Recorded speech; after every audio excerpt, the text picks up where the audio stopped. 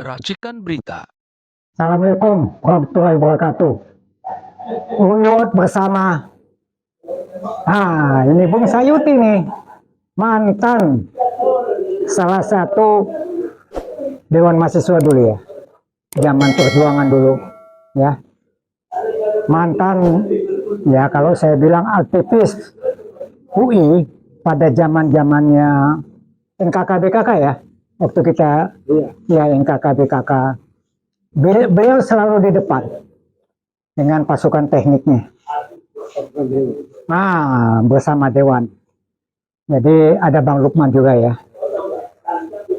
Nah, saya sendiri Buyung Ishak. Kami coba sedikit membahas ya, bukan mencermati. Ini presiden kita ini, kalau saya bilang untuk keluar, dia paling hebat.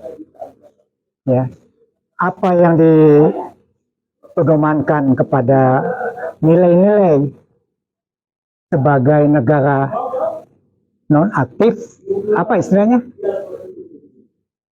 Beliau kan negara kita ini kan non-blok, ya. Itu dia manfaatkan, dia lakukan. Di samping itu proaktif untuk membantu negara yang dijolimin, yang terjajah.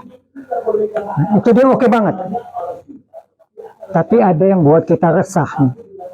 Kok di dalam negeri seperti ini ya? Jadi mungkin Bang Sayuti bisa cerita sedikit banyak tentang pengalaman Bang Sayuti. Hasil pernah menjadi anggota DPR, juga pernah menjadi apa Bang yang di Wakil Sekretaris Presiden. Ini bukan kacang-kacang, ini kenyataan. Nah, mungkin beliau bisa cerita sedikit seharusnya bagaimana Prabowo bersikap terhadap Republik ke dalam. Ya, jadi untuk sementara kita melihat bahwa dalam keadaan dunia diliputi oleh ketidakpastian sekarang, persisnya itu terjadi peralihan. Peralihan, jadi kalau dilihat skalanya itu semacam perang dunia ketiga. Tetapi tidak dulu definisi perang dunia pertama dan kedua itu karena Eropa terlibat perang. Ya. Karena Eropa tidak ikut maka dianggap bukan perang dunia. Tapi kalau dari segi skalanya ini perang dunia. Udah seluruh wilayah. Semua wilayah. Walaupun Amerika nggak ikut secara langsung, tapi secara dia langsung turut mendukung Israel untuk melawan negara-negara musuh. Jadi dalam situasi yang volatile, artinya yang labil seperti itu, Prabowo bisa bersiasat di antara kekuatan dunia. Itu satu prestasi luar biasa. Prestasi betul. Yang sebenarnya juga melepaskan juga berapa konsesi gitu untuk mendapatkan itu. Tapi bukan hanya dunia yang mengalami itu, mengalami perubahan itu, yaitu terjadinya pergantian atau rubuhnya, bisa dibilang rubuhnya bangunan International Liberal Order. Tatanan dunia internasional yang liberal itu kan rubuh. Dulu tatanan itu tidak berlangsung puluhan tahun karena ada WTO, ada IMF, ada Bank Dunia. Itu kan semua organisasi yang dibentuk untuk mengamankan International Liberal Order atau New Order yang dipimpin oleh Amerika. Tapi dengan bangkitnya Brazil, India, China, Rusia, BRICS dan Indonesia juga, itu membuat ternyata kepercayaan diri dari Amerika dan Eropa itu yang tadinya kuat sekali bahwa tidak ada yang bisa melawannya, ternyata itu rontok juga. Udah rontok. Kalau menurut saya juga udah rontok. Kekuatan mata uang dolar yang menguasai perdagangan dunia itu yang tadinya tidak tersentuh, bahkan ketika Gaddafi dianggap mau menyentuh itu dan kemudian dia dibunuh dan beberapa negara yang mencoba untuk keluar itu mereka jadi korban. Sekarang ini negara-negara baru yang bangkit itu yang melawan dan mereka selamat. China itu bahkan sudah mengambil alih kepemimpinan ekonomi. Jadi kita alami satu masa peralihan di mana masih ada sisa-sisa kekuatan Amerika untuk menggerak. Tapi dalam kenyataan itu dunia tidak sepenuhnya lagi bergerak kepada dia. Sudah bukan lagi di adik kuasa tinggal. Jadi sekarang kan multipolar. Yang tadinya hanya satu menjadi banyak. Nah, dalam keadaan seperti ini kita juga alami bukan dunia, kita juga alami dalam negeri. Ada perubahan-perubahan yang sangat besar terjadi di depan kita.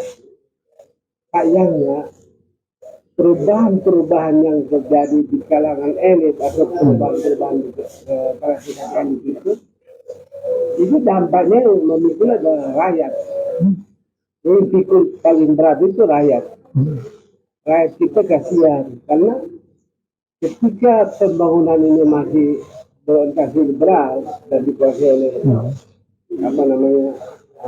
adidaya tunggal Amerika, itu mereka juga nggak kebagian. Sekarang ketika terjadi juga gonjang-ganjing seperti ini, mereka dalam keadaan dipermainkan juga. Ekonominya mereka itu hancur karena relatif dengan kepada bangsa. Jadi ini hanya charity aja, bantuan, kemudian orang yang memberikan bantuan itu pergi tinggalkan mereka. Bukan satu bentuk dinamika ekonomi yang punya fundamental itu nggak ada. Jadi ketika terjadi perubahan-perubahan ini, mereka bergantung pada keucap tali yang tipis itu. Ini yang membuat mereka rawan. Artinya prestasi-prestasi Pak Prabowo di luar negeri yang bersifat internasional itu masih menghadapi tantangan karena menurut teori kekuatan lobby kita di tingkat dunia, tingkat internasional tergantung dari kemampuan kita membangun dalam negeri. Dia merupakan cerminan. Jadi kalau Anda berhasil dalam negeri, lalu dihargai di luar negeri. Tapi kalau misalnya tidak berhasil, itu nanti kita hadir dalam forum diplomasi itu hanya kemasan aja, dianggap hanya tambahan-tambahan terlibat. Kita tidak punya footing yang kuat, walaupun kita kerahkan buzzer 5.000 atau 5 juta buzzer untuk mengatakan bahwa kita memimpin apa. Tapi orang tahu esensinya itu nggak ada, itu hanya makan. Terus jalan keluarnya bagaimana ya? Prabowo bagaimana ya? Jalan keluarnya adalah saya tentu tidak berani untuk memberi nasihat kepada Pak Prabowo. Dan mestinya memang ada juga etik memberi nasihat kepada seorang presiden. Karena presiden itu kan tahu sebenarnya, lebih banyak tahu dari kita. Jadi agak kurang ajar juga kalau kita merasa tahu. Lebih tahu dari dia ya. Dia kan tahu banyak semua laporan, banyak variabel. Cuman kalau misalnya ada peluang untuk memberi nasihat, ada pintu masuknya. Pintu masuknya adalah karena terlalu banyak informasi. Maka presiden bisa diarahkan oleh orang-orang yang pembisitnya ini, orang-orang paling dekat. Nah, orang yang paling dekat ini kita nggak bisa bilang satu-satu, tapi kita anggap karakter aja. Karena ada satu prinsip bahwa dalam perang, dalam dunia Islam dulu pengalaman di Kesultanan Seljuk, itu ada contoh di mana orang menghadapi panglima itu dianalisa, tapi oleh orang yang ahli, penasihatnya dia bilang nggak usah lawan panglimanya, hadapi saja penasihatnya, karena penasihat itu yang menentukan panglima. Dan ternyata benar, di lapangan Panglima itu disesatkan oleh informasi pelatihan, sehingga Panglimanya kalah. Jadi penasehat inilah yang sebenarnya kalau presidennya tidak kuat, artinya bukan tidak kuat, tidak mampu, tapi karena bebannya terlalu berat, jadi memilih yang paling dekat, yang paling menguntungkan. Gitu kan. Saya kan punya pengalaman dalam kepemimpinan mahasiswa itu kan, mahasiswa majemuk juga, kelompok. Ada kelompok ini, selalu kelompok nasional, macam. Jadi kita tahu bagaimana caranya menangani dualisme itu, perbedaan-perbedaan yang majemuk itu. Saya yakin Pak Prabowo juga tahu itu, karena dia tumbuh dari latar belakang itu. Tetapi yang saya khawatir, pada posisi sebagai seorang presiden, informasi begitu banyak dan ketidakpastian begitu tinggi. Sebagaimana dalam definisi mengatakan seorang pemimpin adalah seseorang yang mampu bergumul dengan ketidakpastian yang baik tinggi. Orang yang bergumul dengan ketidakpastian, dia is someone who deals with the higher degree of uncertainty. Yang ketidakpastian yang berderajat tinggi itu memang miliknya pemimpin. Tapi ketika terlalu tinggi ini ketidakpastian, ada satu masalah yang terjadi pada soal itu, yaitu dan saya lihat itu ilmu belum dikembangkan di Indonesia, belum berkembang. Apa yang namanya dari pengalaman saya, masalah itu pada dimensi epistemologinya. Jadi misalnya kalau orang-orang ini memberikan nasihat, misalnya cara bagaimana menggemukkan ayam, bagaimana misalnya membesarkan kambing, itu kan ilmunya ada. Ya, ya. Kalau tumbuhan-tumbuhan dikasih pupuk, dia punya keteraturan, kepastian itu tinggi. Jadi kalau begini maka begini, karena niscaya adalah apalagi dibantu dengan penelitian-penelitian. Nah, kita katakan karakter dari relasi seperti ini namanya ilmu natural, natural science. Jadi dia terikat pada empirisme, pada positivisme. Sekarang bagaimana misalnya perkembangan sekarang, di mana kadang-kadang yang kita maksud A atau orang maksud A itu sebenarnya maksudnya B. Jadi informasi-informasi ini harus disaring oleh orang-orang yang benar-benar jujur. Kalau tidak, presiden tidak bisa memutuskan. Oke, Bung Saiti, saya kalau bicara jujur, saya terenyah dalam arti kata. Ini kan yang memimpin kita orang politik, ya. Di sekitar kita ini yang memimpin orang politik. Nah, apa yang mereka lakukan sepanjang saya hidup ini, mereka itu mementingkan partainya mereka. Jadi yang saya maksud, yang saya maksud bahwa ilmu-ilmu dalam pembuatan keputusan yang berkaitan dengan ada kepentingan-kepentingan, itulah masalah epistemologi. Ini ada kepentingan perspektif satu penasihat berbeda dengan perspektif penasihat lain. Apalagi kalau mereka karena tidak jujur, mereka bisa mainkan. Jadi presiden bisa bingung apa maksud data ini. Jadi data yang diajukan itu bisa misleading. Salah satu contoh, bagaimana kita bertahun-tahun hadapi satu hal yang sangat sederhana, yaitu ijazah palsu. Saya kok jadi emosi kalau dengar itu. Enggak, artinya ini kan kita harus audit juga. Betapa banyak waktu yang kita buat untuk satu hal yang sederhana, yang bergantung pada satu hal yang sederhana. Apa itu? Kejujuran. Kalau orang jujur, selesai masalahnya. Kalau Prabowo jujur, Jokowi jujur, selesai. Tetapi masalahnya adalah dari awal sejaknya Jokowi itu memang tidak jujur.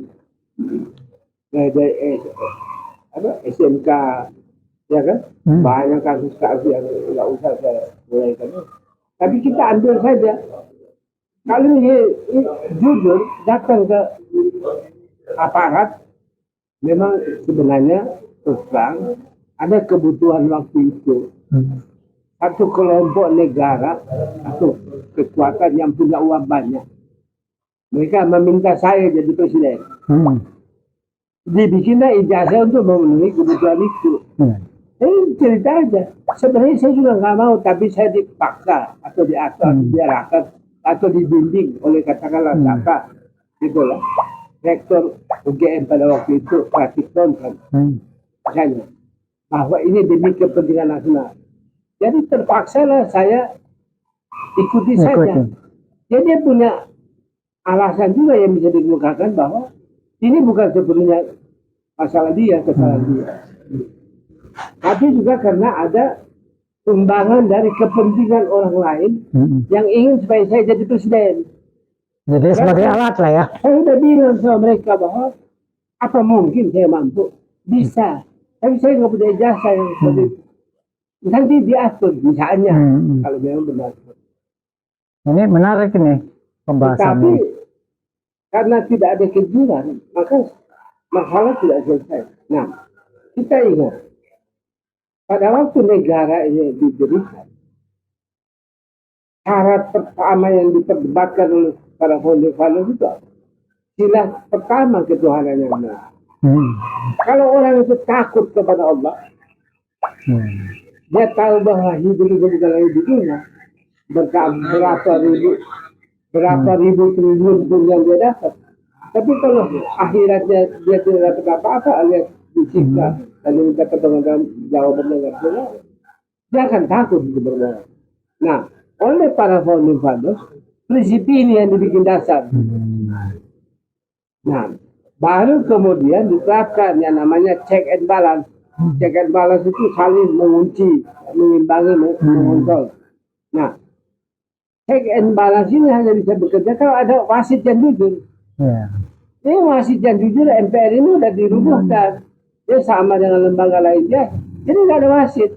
Makanya persoalan tidak selesai karena ada pertandingan, tidak ada wasit, gitu loh. Nah, ini tentu bukan persoalan yang dibuat oleh Pak Prabowo. Semua ini terjadi sebelum dia jadi presiden. Tapi ketika dia ingin memutuskan masalah, dia terikat pada kondisi ini. Ini orang bermain semua dan tidak ada wasit. Bagaimana momennya? Pusing nggak? Pusing lah. Pusing Prabowo. Prabowo pusing, kasihan. Nah, kedepannya lebih pusing lagi adalah ternyata bukan hanya bapaknya. Sekarang juga anaknya sama aja. Sama juga mulai ditemukan bukti-bukti bahwa tidak ada yang namanya ijazah SMA dan sebagainya. Nah, ini kita double down ini. Satu sudah down, ini double downnya. Jadi kejatuhan yang berganda. Bagaimana sebuah nasihat kepada presiden harus mempertimbangkan semua ini. Karena apa akibatnya? DPR yang dalam kondisi konstitusi kita sekarang, mereka mengendalikan semua. Mereka mengendalikan apa namanya dibanding dengan wakil-wakil yang seperti utusan daerah, DPD nggak bersetuju. Bersetuju pada DPR sebagai wakil dan rakyat. Prabowo juga nggak bisa mengambil tindakan yang sewenang-wenang karena pasti akan nanti ada apa-apa DPR yang harus ada apa-apa dengan kepada DPR. Nah, ini DPR yang lahir dari satu sistem yang bermasalah seperti ini kan juga menguntungkan Prabowo. Tetapi gini, saya jadi pesimis nih. ya saya begini, jangan juga berita-berita yang membuat kita pesimis ini disampaikan begitu ke Pak Prabowo. Disitulah tugasnya pemimpin dan penasihat. Sebenarnya disitulah gunanya penasihat. Bisa dibikin maksud, semua dibikin maksud, kemudian dihubungkan relasinya. Tapi maksud ini jangan hanya ini dalam ilmu masa dalam ilmu yang mungkin tidak boleh bertahan.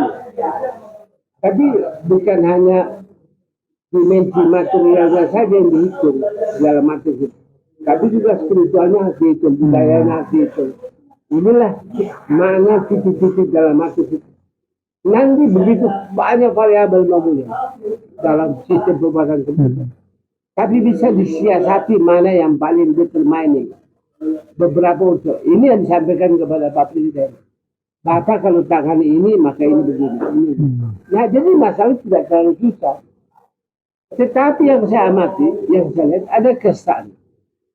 Orang yang berada di sekitar Bapak Prabowo ini, memang bangga kalau bisa memberikan banyak masalah yang tidak bisa diselesaikan. Hanya dipusing.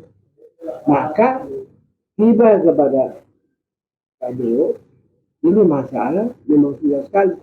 Dan saya harus putar-putar dulu. Misalnya angkat kodari dulu, gitu kan. Nanti ditendang gitu. Iya, saya nggak tahu. Tapi itu terlalu muter-muter. Pertanyaan kita sekarang, seberapa cepat langkah Prabowo dibanding dengan masalah yang timbul. Ini bisa dihitung.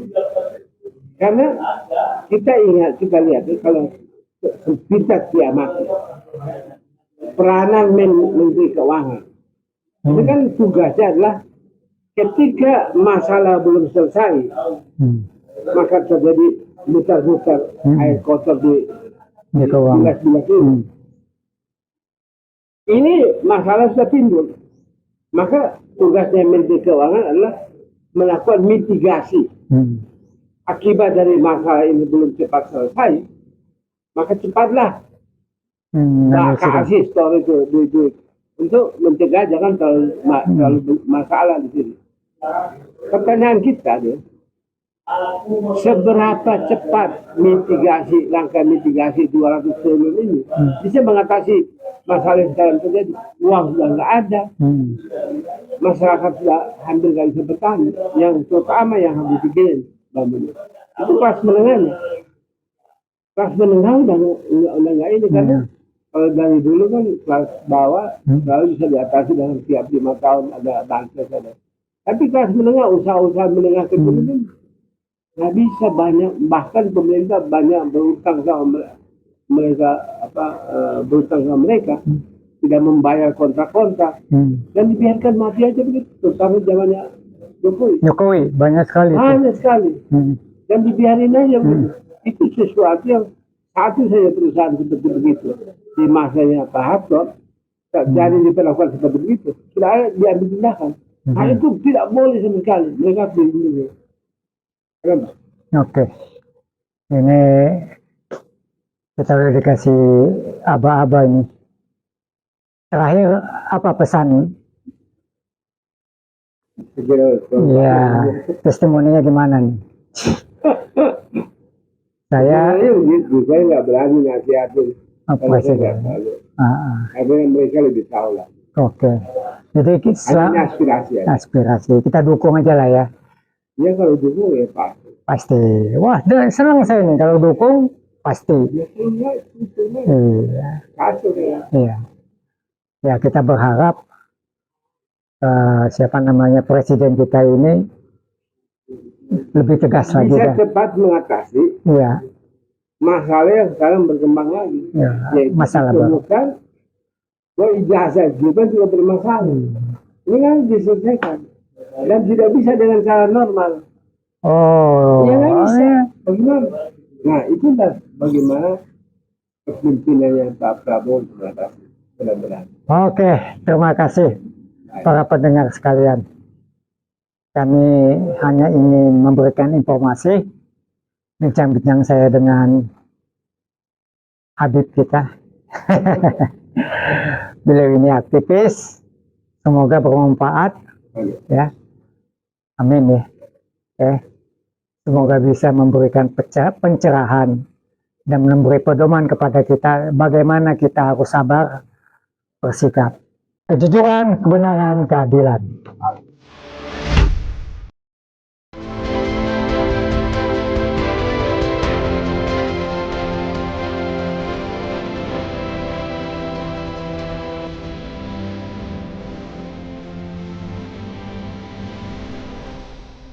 Racikan Berita